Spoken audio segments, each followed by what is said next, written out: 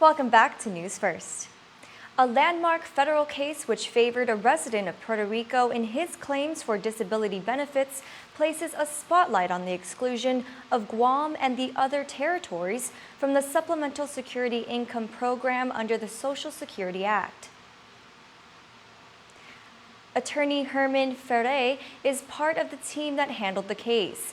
In an interview with K57's Phil Leon Guerrero, Ferre said his client was asked by the federal government to return payments he had received through the Federal Disability Benefits Program after he moved from New York State to Puerto Rico. As a territory, Puerto Rico was excluded from the SSI program. Earlier this year, the court sided with Ferre's client after the defense team invoked the Fifth Amendment to the United States Constitution. According to Ferre, the federal government claimed that Puerto Rico does not pay their equal share in federal taxes. But Ferre said Puerto Rico, Guam, and the other territories actually pay federal taxes. One of the principal arguments the U.S. Government is making in this case that Puerto Rico does not pay federal income taxes. The U.S. government has had to acknowledge in the case that Puerto Rico does pay into the federal treasury. All federal employees in Puerto Rico pay federal income tax. All residents of Puerto Rico and I assume as well Guam pay income tax on earnings made outside the territory.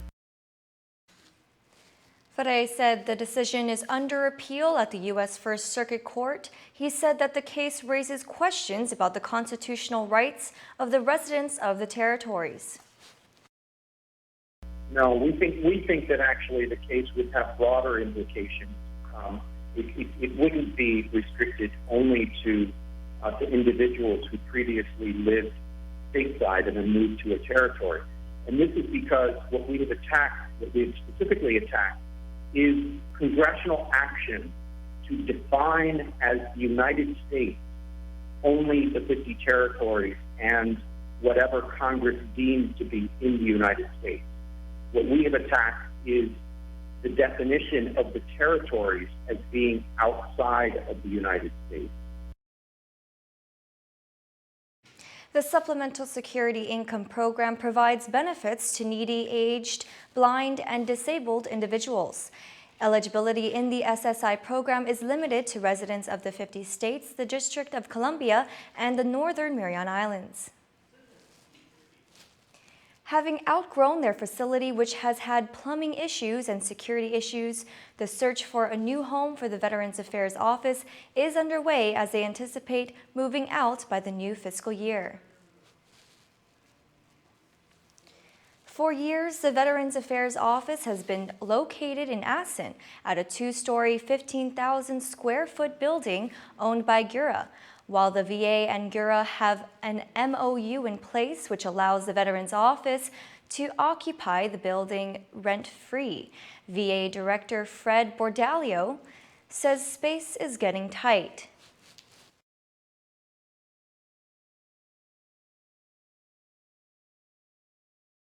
To realize a Veterans Center as envisioned by the local leaders. He says they are exploring various sites in the central area of the island for their new office. With the next fiscal year to begin in October, Bordalio says that they have presented their office space requirements in hopes of beginning to transition into a new space by then. But will it be rent-free? Bordalio says his discussions about a new facility, possible shared by other GovGuam agencies, could mean the costs are also shared. He says another possibility is using a government-owned facility, which would mean the VA would not need to work about setting aside budget for rent. Bordalio points out that nothing has been set in stone, but a new facility would be beneficial to maintaining veterans' confidentiality. In other news, ahead of this Wednesday's highly anticipated #InstaGuam Travel Talks Digital Global Summit, the Guam Visitors Bureau is calling out college students to enter into a contest to attend the region's first premier travel technology conference. According to GVB President and CEO Pilar Laguana, 12 lucky student winners will be selected to attend the Travel Talks Summit for free. Candidates must be 18 years or older and enrolled in the University of Guam and Guam Community College for the upcoming fall semester. Their focused areas should be in business, tourism, hospitality, marketing, or communications. Laguana says this is a perfect opportunity to learn about the digital trends affecting our region and the world. For the students themselves, we would like them to grow, and this is something that comes once in a rare while, and so this is just as much as I think important for us, for our future leaders in the industry, and gives them something to really help them understand what's going on today. Students should go to guamtraveltalks.com/student to enter. The deadline is tonight before midnight, and the final selection and notice will be made tomorrow. Travel Talks will be held at the Dusitani Guam Resort on August 14th from 8 a.m. to 5:30 p.m. Hazardous sea conditions nearly cost 2 people their lives over the weekend and took 2 others. The Guam Fire Department is advising the community to practice water safety and pay attention to advisories that have been issued by the National Weather Service. PNC's Josh Taikinko has more.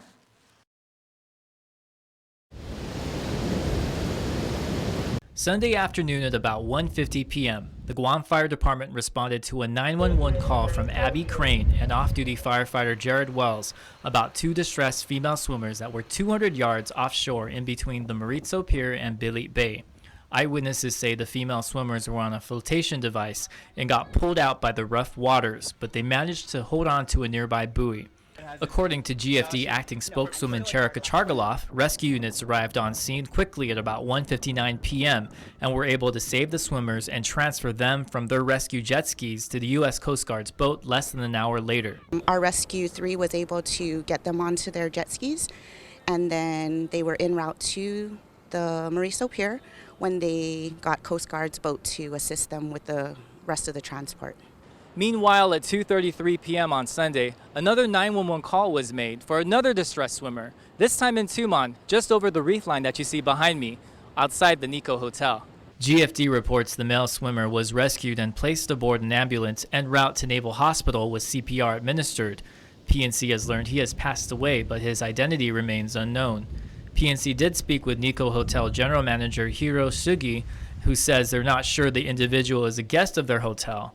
He also says they closed their beach for the last couple weeks because of hazardous conditions and have advised guests to stay out of the water with lifeguards on duty. Just days before, GFD responded to a male fisherman that drowned Friday afternoon across the San Dimas Catholic Church in Mauricio. With so many water-related incidents happening, GFD Battalion Chief for Search and Rescue Operations, Roderick Mennel, says he is urging everyone to be mindful of water conditions at all times. If you should enter the water, just enter within your parameters, your capabilities, stay within the reef line, and if anything, your best bet is just use the life jacket at all times. Notify your friends, never swim alone, and of course, if you're in the water and someone is in distress, try not to be a hero. Activate the 911 system, get the guys rolling out. In the meantime, the Guam Visitors Bureau's visitor safety officers continue to actively patrol Tumon Bay because of the hazardous seas. The National Weather Service and the offices of Guam Homeland Security and Civil Defense also advise swimmers and beachgoers to avoid venturing out along north and west-facing reefs and beaches, as a large swell continues to generate dangerous surf and produce beach erosion. Officials recommend to heed the advice of lifeguards, beach patrol flags, and signs. Josh Taikinko, PNC News. A high surf warning remains in effect for Guam, Rota, Tinian, and Saipan until 6 a.m. Tuesday, followed by a high surf advisory through Saturday morning. Surf will remain hazardous through the rest of the week. A small craft advisory remains in effect through Wednesday. Up next is your local weather forecast.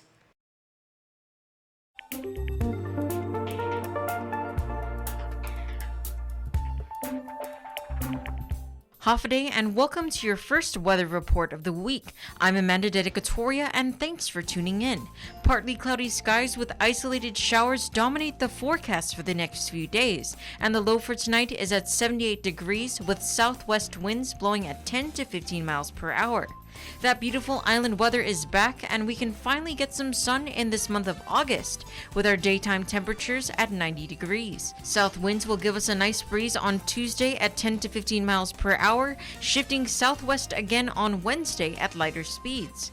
Light winds combined with daytime heating will produce a chance of thunderstorms on Wednesday, mainly over Guam. And if you have any plans to head to the beach, the Guam Weather Forecast Office has advised that a large west swell and the broad monsoon winds south of Tropical Storm Crosa will continue to generate dangerous surf along west and north-facing reefs through tonight, and hazardous surf until Friday night for Guam, Saipan, Rota, and Tinian.